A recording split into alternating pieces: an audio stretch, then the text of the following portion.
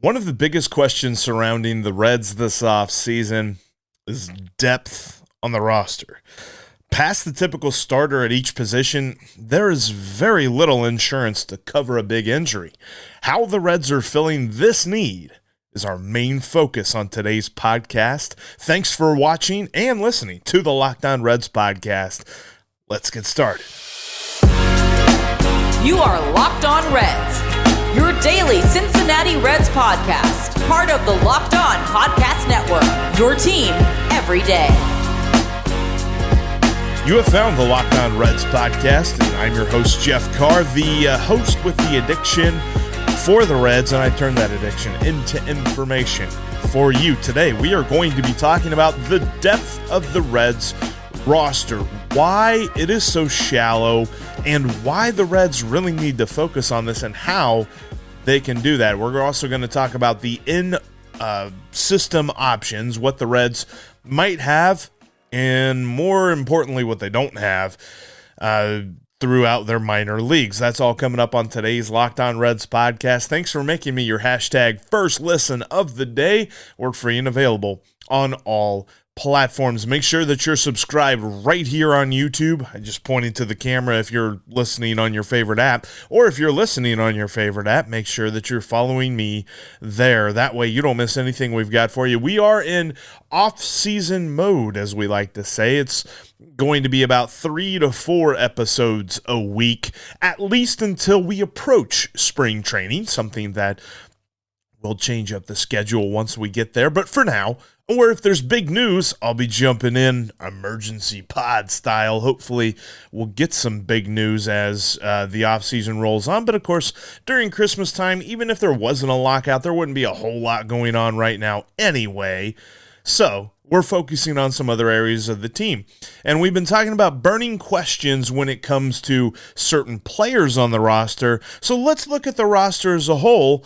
And the burning question is, how will the Reds fix the shallowness of this roster? I mean, we're talking about a creek bed in your backyard shallow. Sure, they've got some pretty decent starting options, and you're talking about bounce backs from Eugenio Suarez and a bounce back from Nick Senzel, and this roster looks pretty decent. But if there's an injury to more than 2 guys, heck, maybe even more than 1 guy, you are really going to tax this roster. We're not looking at a lot of sure things that the Reds are going to be able to fill holes with. So let's jump into that, because this whole thought process was kind of brought about by an article by Bobby Nightingale in the Cincinnati Enquirer talking about the concern for the Reds when it comes to the depth of the roster, because despite an intriguing core of players, the reinforcements for this team aren't very reassuring. You're talking about a lot of injury risks, even in the starting 9. Or starting 8, at least when you look at the positional, and some injury risks on the rotation, and as in the bullpen that is already pretty shallow in and of itself. You're talking about Tyler Naquin, who dealt with injuries last year, Nick Senzel, whose career has basically been on the IL. You're looking at a guy in some big injury time with Mike Moustakas, and if we add the designated hitter to the Reds roster this next season, that will be a huge issue.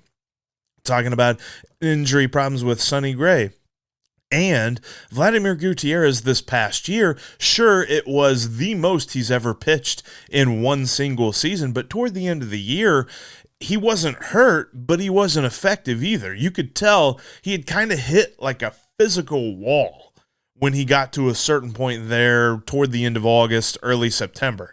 So there are lots of questions surrounding that. How do they fit those guys, or how do they back those guys up whenever they run into problems like that? You looked at guys and guys that we love. We as fans love to kind of gravitate toward the utility players. I know I do. I mean, when I look at a guy like Max Schrock, I really love that guy. And plus the name, I mean, get Schrocked.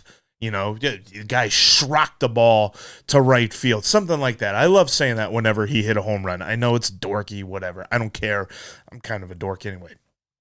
But when I think of Max Schrock, I'm like, ooh, I want to see more of him. But let's look objectively for a minute, because in the month of September and those couple of days in October, he got 75 at-bats. In those 75 at-bats, he hit 267 with a 664 OPS. That was good for right around league average OPS plus, just a little bit below OPS plus, league average OPS plus, not something that you're really excited about. And sure, that's kind of where these guys fall in, is that if you're talking about a utility player, a backup type player, then extended playing time is not something that they're meant to do. But when he was given extended playing time, he showed flashes, but for the most part, they weren't amazing. Aristides Aquino is another guy that slots into this position of because he got 130 at-bats in the second half of this past year. Does anybody know how good he did with those? He hit $177. And in fact, in 130 at-bats during the second half, his OPS was 629, was less than Max Schrock's in his 75 at-bats. I think we kind of know what Aristides Aquino is. He's a homer or bust guy. That's just who he is as a hitter. And while TJ Friedl showed some interesting flashes, it was a tiny, minuscule, absolutely just couldn't even really tell sample size when you're talking about a Major League Baseball season, where you're talking about the marathon that is, and as cliche as that is, it's worth mentioning, 31 at-bats that TJ Friedl had, that's nothing compared to a year. So to say that we know anything about him is foolish. Yes, he had a 290 batting average in those 31 at-bats, but come on, that's 9 hits. What's that tell you? Yes, he's intriguing. He's interesting. That's not a reliable thing, though. Even guys like Alejo Lopez, who I want to see more of. I'm on the train of give that dude some chances. He has all of 6 singles in 14 career games played. Not to say that that means we know anything about that guy, kind of like we said with TJ Friedl, the sample size is too small, but the Reds are telling us that they're not sure they want to give him an extended look, or else they would have. He had opportunities this past season, and guys like Alex Blandino, who fans gravitated toward, whether you're talking about our buddy Wick over at the Red Reporter or a friend of the show, Austin Elmore at 700 WLW and ESPN 1530. Those guys were big fans of Alex Blandino. He is now no longer a Red. He was picked in the Rule 5, or I'm sorry, he was signed as a minor league free agent by. But he was signed away from the Reds. So you're looking at guys that maybe we thought as fans should get more of a look. They're gone. And now the guys that we have on this roster that we're like, oh yeah, they could provide depth. Can they? I think we need to be objective about that. I think we need to understand that there are limitations to our understanding of these guys. Their sample size is way too small for us to know anything about them. So to say that the Reds are deep because they have Max Schrock and because they have Aristides Aquino and because they have TJ Friedl, and that's just the outfield, the position players, that's kind of where we're focused, at least on the depth part of things, because when you talk about pitching depth is even scarcer. Because for the most part, we're looking at a bullpen that you got to squint to see who the main bullpen guys are. And the rotation, yes, the Reds have 3 of the best, when you're talking about 1, 2, 3 punch at the top with Luis Castillo and Tyler Mahle and Sonny Gray. Those guys you can put up against anybody. But then you get to the 4th spot. Is that Vladimir Gutierrez? Is that Hunter Green? Is that Nick Lodolo? And oh, by the way, that problem that Vladimir Gutierrez had this past year of hitting a wall toward the end of the year, we're probably going to see that with Green and Lodolo if they hopefully do be part of the Major League roster on opening day. It is worth noting. I've got some thoughts, though, when it comes to inside the organization. Can the Reds provide depth from within? That's coming up here in just a moment. Before we talk about that, though, we got to talk about Built Bar. It's the perfect time of year for Built Bar when you're talking about a sweet treat that you want to grab. Built Bar slots into the sweet treat mantra, but it also is healthy. We're talking about 180 calories or less. We're talking about 18 grams of protein. Talking about 4 grams of sugar or less, and lots of low-fat, low-carb options. When you look at all the flavors that Built Bar has, and they have so many flavors. They've got cherry barcia. They've got the brand new ruby chocolate that they just brought back to the website at built.com. So good. Plus, it's a puff bar. The Built Bar puffs are so phenomenal. They are like a cloud of marshmallowy goodness that still somehow has amazing amounts of protein that will absolutely fit within your diet.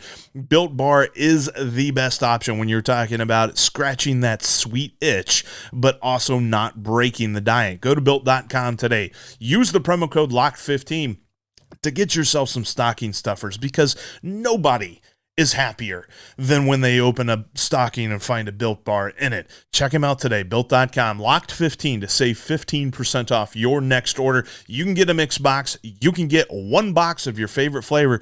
Just put an order in for some ruby chocolate. Myself, can't wait to get that in the mail.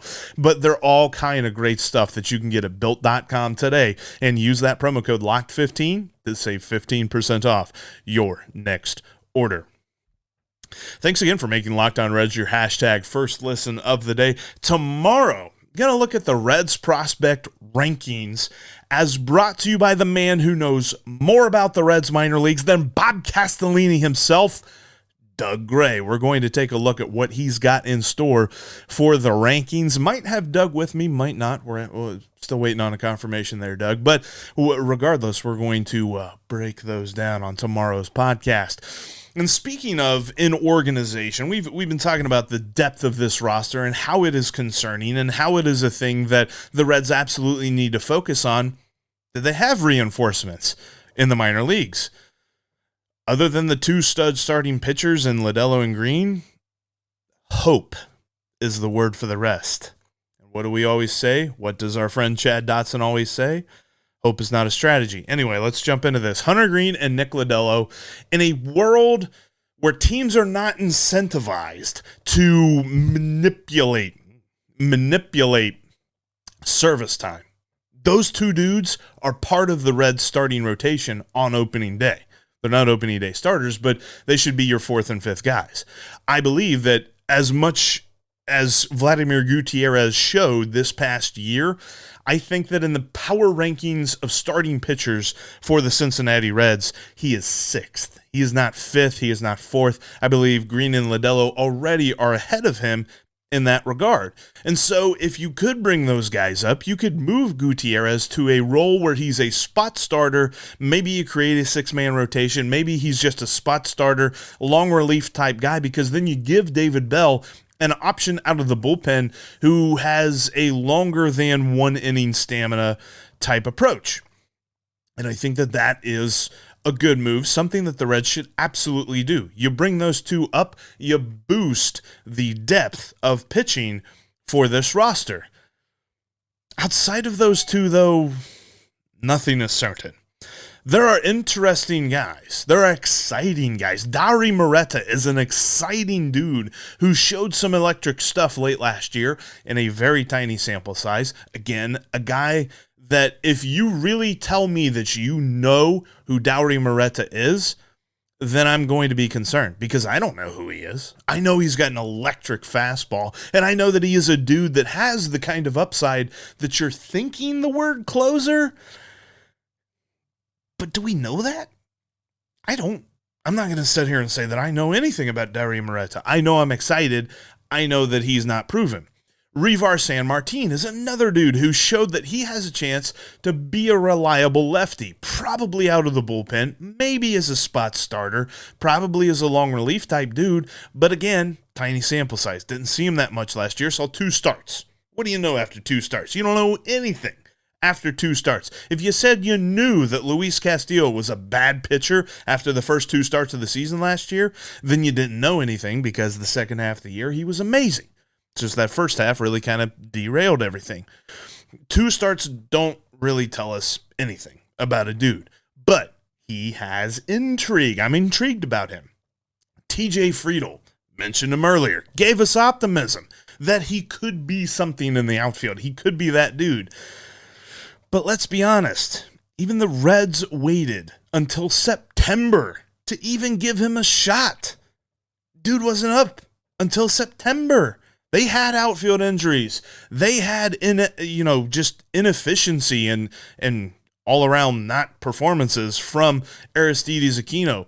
But they continue to roll him out there and leave Friedl down in the minors.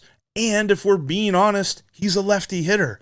Even if you had, imagine this. Imagine you had Jesse Winker, Nick Senzel, Tyler Naquin, Shogo Akiyama, TJ Friedl, and Max Schrock. All guys who saw outfield playing time this past year. Did I count Aquino? Gosh, whatever. Yeah, you have all those guys up in the major leagues to start the season. You couldn't put 3 right-handed hitters out in the outfield. Most of them are lefties. Your 2 righties are Nick Senzel and Aristides Aquino. And we're talking about a team that struggled mightily against left-handed pitching. There's just no depth. There's no depth. And you're talking about unproven guys at that. TJ Friedl's an unproven guy. Alejo Lopez is another one that joins TJ Friedl in the fans are interested, but not really sure their excitement to be had surrounding these guys. That's kind of the camp that those guys are in. Like, we're intrigued, but excited might be a little bit of a strong word. And maybe Graham Ashcraft could slot into the bullpen this year. Maybe he could be a dude that you're not necessarily pulling up as a starter right now, but you could slot him in as a middle relief guy this year. Maybe. But let's be honest, outside of Graham Ashcraft and outside of Nick Lodolo and Hunter Green and those, dare I say, quadruple A guys in TJ Friedl and Alejo Lopez, is anyone getting a call up that's just going to blow the doors off of Great American? I don't think so. I think that the cupboard, it's not bare. The cupboard's not bare, but the cupboard is sparse with regards to guys who could get the call up this season and make an impact this season. There's a lot of guys whose ETAs are 2023, 2024. That's exciting for those years. But talking about this season, talking about 2022, when we're looking at the competitiveness of this roster and how deep it is, there aren't many guys in the minor leagues that you're counting on to help that out. And that is the big problem. With that being said, the moves that the Reds can actually make right now during the lockout now carry slightly more importance than you'd bet. And if you're looking for a place to bet, I know the place. It's betonline.ag. You can go there today and set up your profile with the promo code LOCKEDON to get a 50% welcome bonus, and you can start making some cash off your sports knowledge by betting at betonline.ag. They've got amazing lines, whether you're talking about the NFL that is firmly within the playoff race. Our man Joey B's got a real big shot this weekend against the Ravens to really take the Bengals toward a playoff spot. Talking about a team that their over-under of wins this year was 6.5. Blew right by that. Made me some money too. And you can make some money off the Bengals at betonline.ag today. Plus, they've got NCAA football as bowl season rolls along. You've got college basketball, the NBA. Great lines, money lines, point spreads, over-unders, and prop bets too on all of that great stuff, including the NHL, UFC, boxing, and your favorite Vegas casino games. You can find it all at betonline.ag. Go there today, set up your profile, use the promo code LOCKEDON, and get a 50% welcome bonus. Get your bankroll started off right before you even make a bet with the promo code LOCKEDON at betonline.ag, where the game starts. You can connect with the show. You can connect with me at Twitter, or on Twitter, at Locked On Reds for the show, and you can find me at Jeff Carr with 3 Fs there on Twitter. Also, hit me up on the Locked On Reds line, 513-549-0159. And a miniature tease next week, at the end of next week, as we roll in to the new year, as we roll into 2022, I got a big announcement that's going to be coming. You're not going to want to miss that. Coming up next week, big announcement for the future of Locked On Reds. So we've talked about the depth of this roster. We've looked at the in-organization reinforcements, or lack thereof, that the Reds have. So now we got to focus on minor league signings, right? Because for right now, for the lockout, you can't do anything major league wise. That's all shut down. That's all frozen. Trade talks. You can negotiate trades, but nothing's final right now. You can't sign anybody right now. So minor league signings with invites to spring training get a little bit more of a focus put on them. These are the kind of guys that the Reds can add to the roster that help with depth. I'm not going to say they fix the depth problem, but you can run into a Tyler Naquin. Tyler Naquin was a minor league signing with an invite to spring training this last year. Look how good that turned out. We're talking about him being a critical part of this outfield this next year. Of course, you also have a myriad of relievers that were minor league signings that just failed. Let's call it what it is. They failed, regardless of maybe they had a couple of weeks, maybe they even had a month or two of success. By and large, they failed. So they're kind of high risk, high reward. Well, maybe not even high reward, high risk, medium reward type moves. But these are the type of moves that the Reds are going to focus on. Let's be honest. They told us they're not going to spend a ton of money, but I think that these under-the-radar moves will certainly have an impact. I think even though they're talking about not spending that much money, one major league move, one move would make us all feel a lot better about this depth issue that the Reds have. Talking about if you could go out and sign a major league outfielder once the lockout is lifted, then the depth of this roster gets a lot better. You're talking about not depending so much on a Nick Senzel or a Tyler Naquin. And because of that, those guys slot into the, well, okay, they are depth pieces now. That moves everybody back a peg, and that makes me feel a lot better about the major league roster depth. So they've also got these minor league signings that they're making that will have an impact in some way, shape, or form. Some moves that they've already made, minor league signings with invites to spring training that the Reds have already made, are as follows. They got Jake Bauer, a former highly touted prospect for the Cleveland Indians. Kyle Dauri, a relief pitcher who could be a guy that just slide in the middle of relief.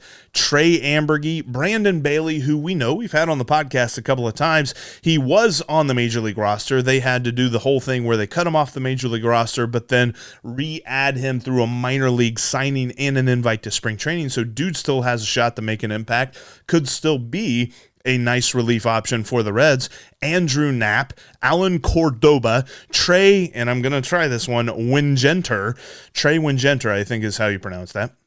And Aramis Garcia, who is a catcher as well. All have invites to spring training and or minor league signings. Doughty, he has a decent curveball, but his fastball is low spin, not necessarily slotting into the Cincinnati mantra with his fastball. Whenever the Mets made him a Rule 5 pick a couple of years ago, Fangraphs said that they thought he could stick with the Mets bullpen. Maybe he could stick with the Reds bullpen. Jake Bauer, I almost said Jack Bauer. Okay, let's say it right here. If Jake Bauer's actually becomes something for the Reds, I'm going to officially change his first name to Jack, so he could be Jack Bauer. It's just going to happen. Anyway, Jake Bauer's, as he is currently known, kind of like in the Bible when you go from Abram to Abraham. Yeah, if he's good, he's going to change his first name to Jack. Anyway, whatever. Jake Bauers was ranked the 43rd best prospect in all of baseball back in 2018. Something to be excited about. Trey Wingenter, his fastball had a 70 rating. That's out of 80. the scouting scale of like 30 to 80 or 20 to 80, whatever that is. I think it's 20 to 80. His fastball had a 70 rating on his 2019 prospect report card, according to Fangraphs. And Andrew Knapp could very well be the backup catcher. He had a pretty good rating on his throwing. His throwing was graded at a 50. Pretty decent. That's like, major league contributor grade for his throwing ability. He's going to be a field first catcher. He's not a hitter. I mean, he hit a couple of home runs this past year, but for the most part, he's going to be the dude that backs up Tyler Stevenson. I think that could definitely be a thing. But let's be honest, there's definitely more work to be had when you're talking about minor league signings that could make an impact. And once the lockout ends, to sign one guy. Doesn't even have to be like that expensive. Sign a major league outfielder. Talking to you, Nick Kroll, right now. Sign a major league outfielder at the end of the lockout, and this depth problem becomes less of a problem. Just don't bank on all the minor league signings happening, because that's probably, I don't know, without having gone through the last 10 years of minor league signings, the invites of spring training, I'm guessing 10% of those hit for the Reds, maybe 20%, thereabouts. It's a gamble. It's kind of a shot in the dark, but it can help. It can work. Just give me that one major league signing. That's all I'm asking for. One major league signing. Thanks again for making Locked On Reds your hashtag first listen of the day. Now make Locked On Bets your second listen, as your boy Q and Lee Sterling help you make some cash at betonline.ag. That's Locked On Bets, just like Locked On Reds, free and available on all platforms. Tomorrow, like I mentioned earlier, we're going to talk some Reds prospect rankings as procured by Doug Gray. It might be the off season and we might be locked out, but we're Locked On Reds every single day.